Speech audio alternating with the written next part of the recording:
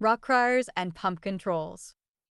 If you've ever been a developer for an MMO or even an online game, you probably know exactly where this is going.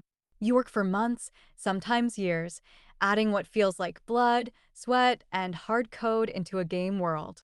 You read every request, try every possible new idea. But it doesn't matter what you do because, in the end, it turns out every change is an act of game-ruining heresy in the eyes of, well, let's call them the rock cryers.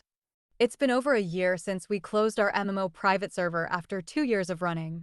The game itself was intense, a beautifully crafted world with its sprawling cities, dungeons, secret areas, and enough quests to keep players adventuring forever.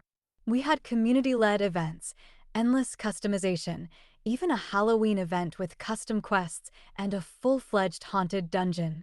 We'd introduce new animations, instance types, solo content, complex riddles to keep people engaged, city expansions, and costumes. And yet, it was never enough. In the MMO game community, nothing ever really is. Rock cryers, I tell you. Now, let's take a trip down memory lane into the heart of the game dev experience, the funny, painful, ridiculous tales of working day in and day out on a game that, according to our community, we were definitely trying to ruin on purpose. It didn't matter if the community specifically asked for something and we delivered it exactly as requested. Somewhere, somehow, rock cryers would still be there to complain. And for what it's worth, it seems every gaming community has a few who stick around just to complain. We learned fast that MMO communities have a constant love-hate relationship with new content.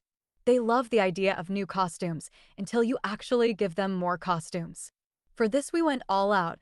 Designers worked around the clock to create custom, spooky outfits for Halloween, army costume packs with special footprints, titles, and many more to support others in the real world. They were everything a gamer could want to channel their inner demon on the battlefield. Potions to transform yourself into zombies, new flying mounts, exploding footprint effect, sleeping animations. You name it, we designed it. The costumes hit the game, and the reviews came flooding in. But instead of praise, our notifications blew up with gems like, "This is just a recolor," and "How come there's no new glowing wings?" or "Do devs even care about the players?" Excuse us, but did we not implemented 4 fully animated, custom costumes, e.g. the which one looking like from one of the other, very popular games? Did we not single-handedly created a new hairstyle for one of the races?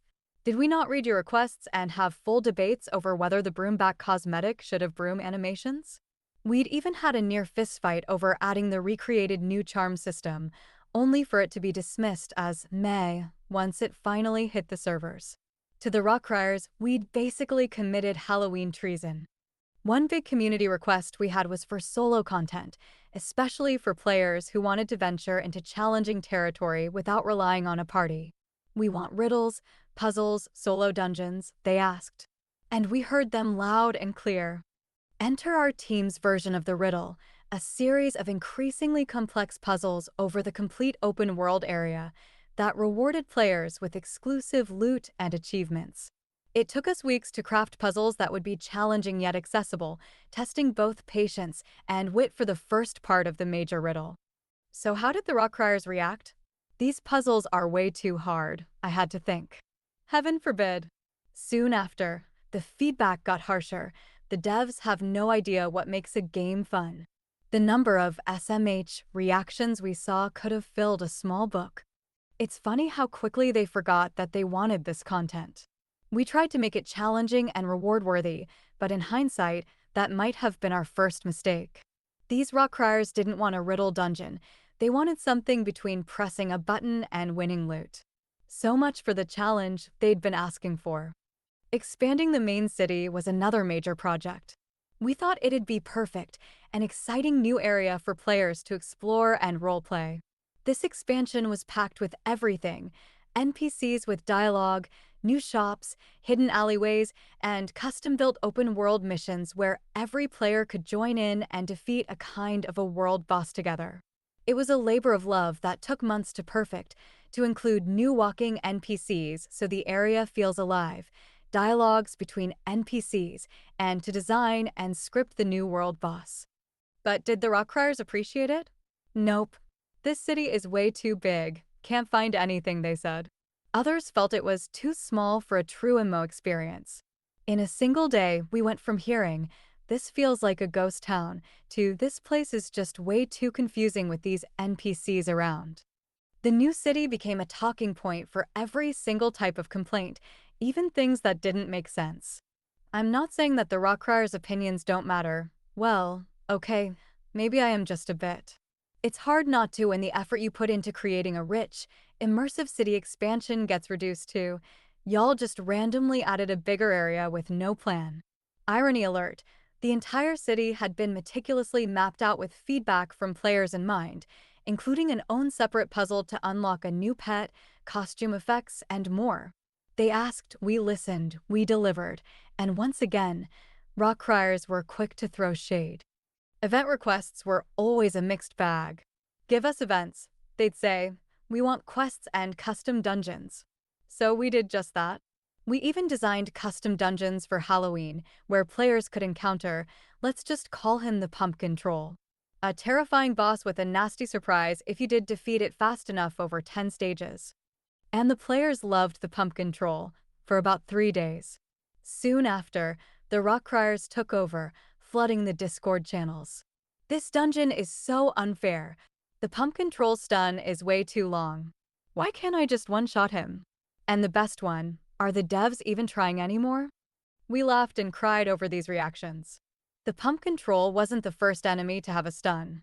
In fact, several players had asked for something harder than our usual dungeons. But by day 4, the rock criers had turned our Pumpkin Troll into the most despised NPC in the game's history. If that wasn't peak irony, I don't know what is. After all the expansions, the dungeons, costumes, city upgrades, and a marathon of patch notes, it was time to bring the game to a close. It had been 2 years of non-stop updates, endless problem-solving, bug fixes, and, of course, fielding the rock criers' daily grievances. We poured heart and soul into that game, but in the end, we had to let it go. The team made the announcement, and the response was overwhelming. But in classic rock crier fashion, the anger was something.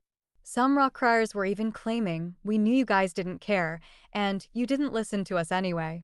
Other players came to us, messaging us with, how could you shut down such a great game? And, I was just starting to enjoy it. Or, you're abandoning us. Where were these passionate fans when we were staying up till 3 a.m. fixing bugs and designing outfits? I'll be honest, reading those comments after 2 years of devotion to making this game the best it could be was painful. We'd listened, implemented nearly every player-requested feature, and pushed the server's limits to bring people the MMO experience they craved. And now? It didn't seem to matter. That's the irony of working in game development. You end up caring more about the game than half the players.